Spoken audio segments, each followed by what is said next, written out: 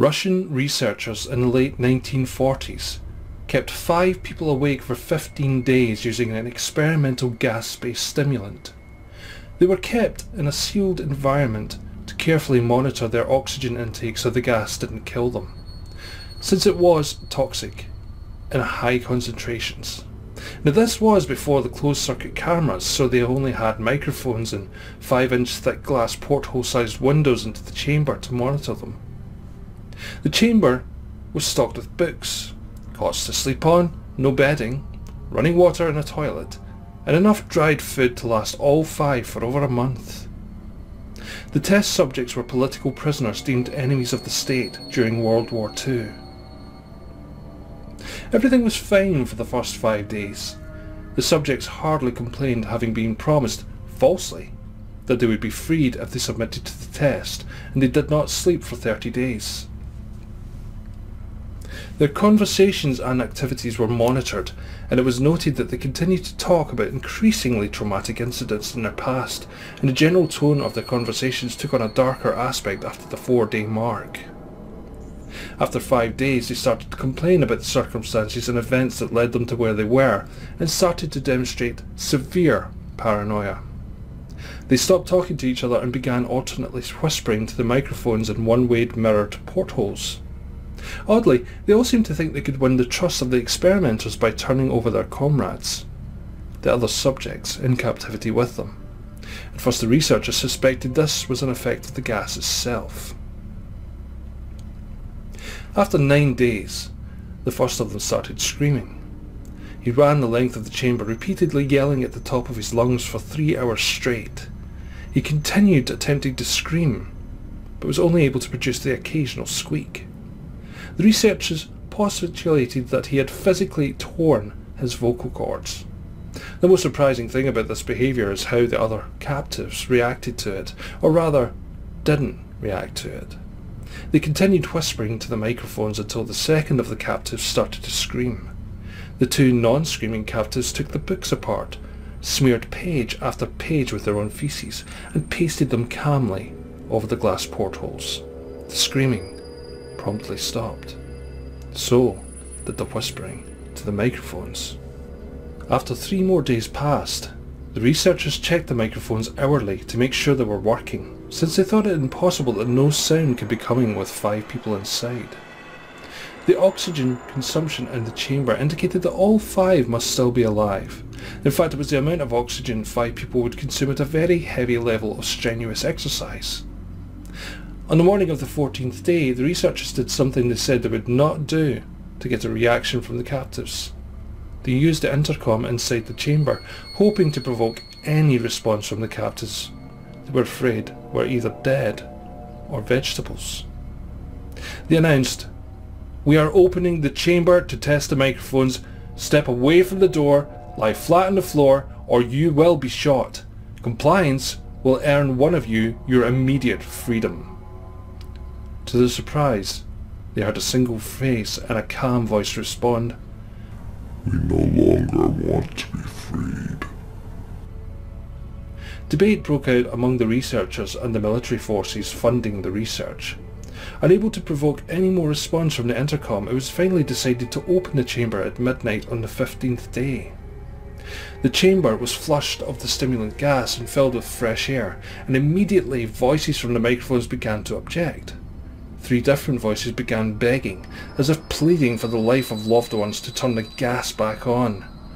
The chamber was opened and the soldiers sent in to retrieve the test subjects.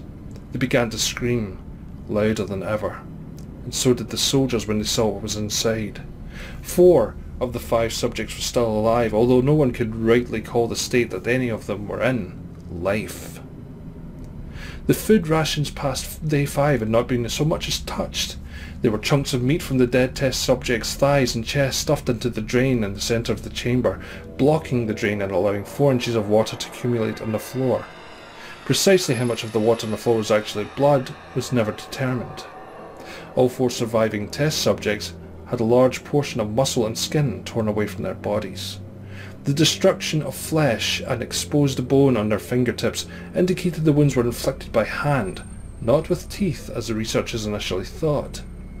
Closer examination of the position and the angles of the wounds indicated that most of them, if not all, were self-inflicted.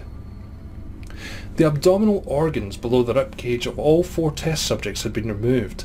While the heart, lungs and diaphragm remained in place, the skin and most of the muscles attached to the ribs had been ripped off, exposing lungs through the ribcage.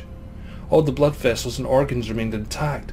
They had just been taken out and laid on the floor, fanning out around the eviscerated but still living bodies of the subjects. The digestive tract of all 4 could be seen to be working, digesting food. It quickly became apparent that what they were digesting was their own flesh they had ripped off and eaten over the course of days. Most of the soldiers were Russian special operatives at the facility, but still many refused to return to the chamber to remove the test subjects. They continued to scream to be left in the chamber and alternately begged and demanded that the gas be turned back on lest they fall asleep. To everyone's surprise, the test subjects put up a fierce fight in the process of being removed from the chamber. One of the Russian soldiers died from having his throat ripped out. Another was gravely injured by having his testicles ripped off and an artery in his leg severed by one of the subject's teeth. Another 5 of the soldiers lost their lives if you count ones that committed suicide in the weeks following the incident. In the struggle, one of the 4 living subjects had his spleen ruptured and he bled out almost immediately. The medical researchers attempted to sedate him, but this proved impossible. He was injected with more than 10 times the human dose of a morphine derivative and still fought like a cornered animal, breaking the ribs and arm of one doctor when the heart was seen to beat for a full 2 minutes after he had bled out to the point where there was more air in his vascular system than blood. Even after it stopped, he continued to scream and flail for another 3 minutes, struggling to attack anyone in reach and just repeating the word "more" over and over, weaker and weaker, until he finally fell silent. The surviving 3 test subjects were heavily restrained and moved to a medical facility, the 2 with intact vocal cords continuously begging for the gas, demanding to be kept awake. The most injured of the 3 was taken to the only surgical operating room that the facility had. In the process of preparing the test subject to have his organs placed back within his body, it was found that he was effectively immune to the sedative they had given him to prepare him for the surgery. He fought furiously against his restraints when the anaesthetic gas was brought out to put him under. He managed to tear most of the way through a 4-inch wide leather strap on one wrist, and even through the weight of a 200-pound soldier holding that wrist as well.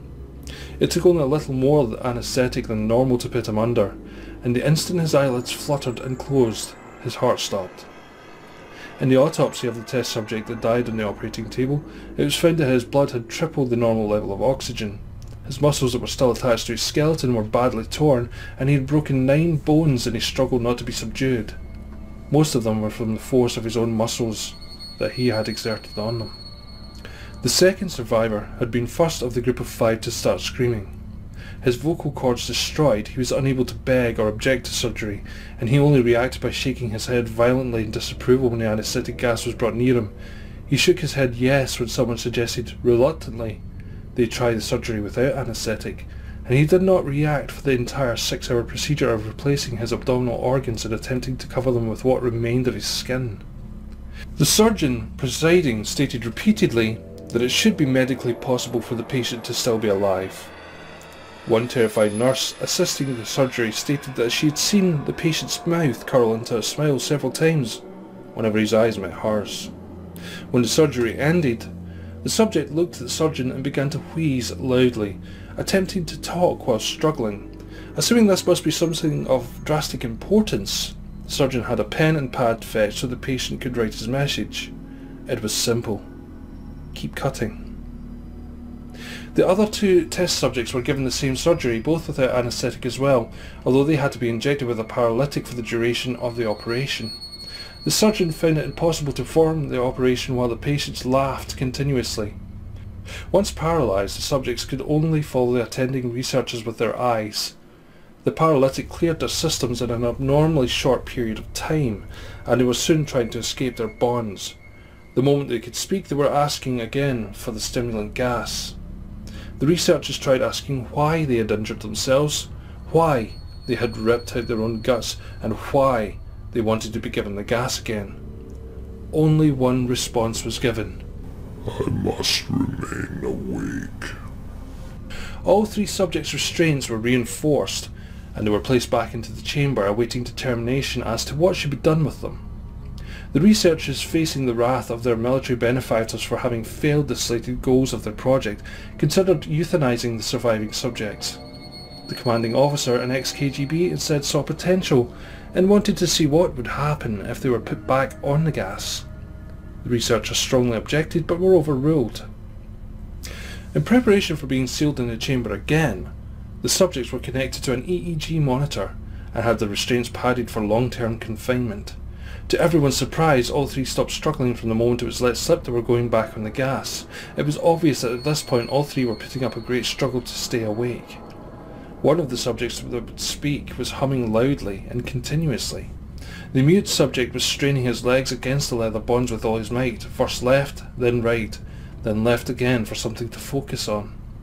The remaining subject was holding his head off the pillow and blinking rapidly. Having been the first to be wired for EEG, most of the researchers were monitoring his brainwaves in surprise. They were normal most of the time, but sometimes flatlined inexplicably. It looked as if he were repeatedly suffering brain death before returning normal.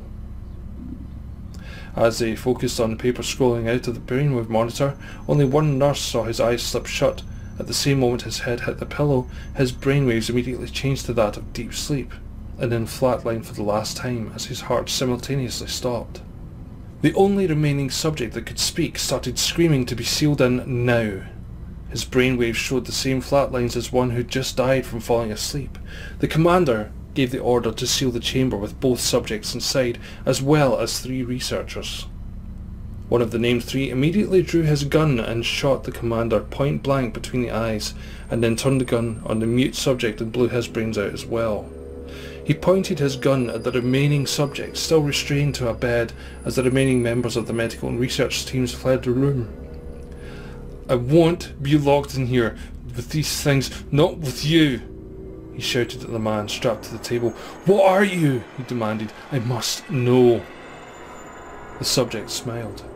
Have you forgotten so easily? The subject asked. We are you. We are the madness that lurks within you all, begging to be free every moment in your deepest animal mind. We are what you hide from in your beds every night. We are what you sedated to silence and paralysis when you go to the nocturnal haven which we cannot tread. The researcher paused and then aimed at the subject's heart and fired. The EEG flatlined as the subject weakly choked out. So